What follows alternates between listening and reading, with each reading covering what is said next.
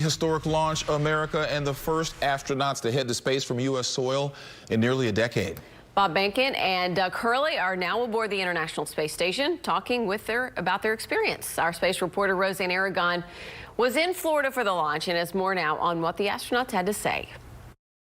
America watched that historic moment. I spoke with the two after they docked at the International Space Station. They tell us how it went and also have a special message for Space City. It was a light for the American people. 2, 1, 0.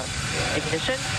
Liftoff. A feat led by SpaceX and NASA, the first commercially built American spacecraft system to take astronauts into orbit from American soil. Godspeed, Bob and Doug. The Crew Dragon Endeavour capsule atop a Falcon 9 rocket, and it is commanders Bob BEHNKEN and Doug HURLEY's mission to test it out. They made it to station. I spoke with them. As you know, Houston is the home to manned space flight. What is your message to those who are watching? The Houston area is where we call home now.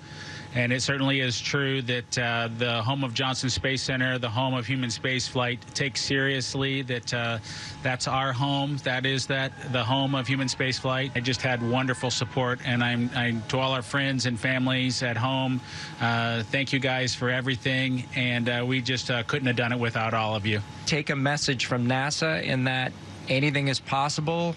You know, we've had a really rough couple of months, and just to be able to show the country what the agency's made of, what the Commercial Crew Program did, and what SpaceX did, I hope they take some pride. The magnitude felt. Cracked open the window to get a picture, and I realized that inside that spacecraft were two of my colleagues and friends, and they're going 17,500 miles an hour. The vehicles and the suits did well. Totally different than shuttle. You know, it was smooth. It got a little rougher, as Bob had mentioned before. I have to give the suits a 5-star rating. They were actually much easier to get in and out of in zero-G. And now they will continue to test the capsule, especially when they go home. They'll also be taking this with them. Chris had it right on the hatch where we left it 9 years ago. And I think he's got a note, do not forget. And Doug says that flag represents bringing launches back to American soil. From Space City, Roseanne ARAGON, KPRC, Channel 2 News.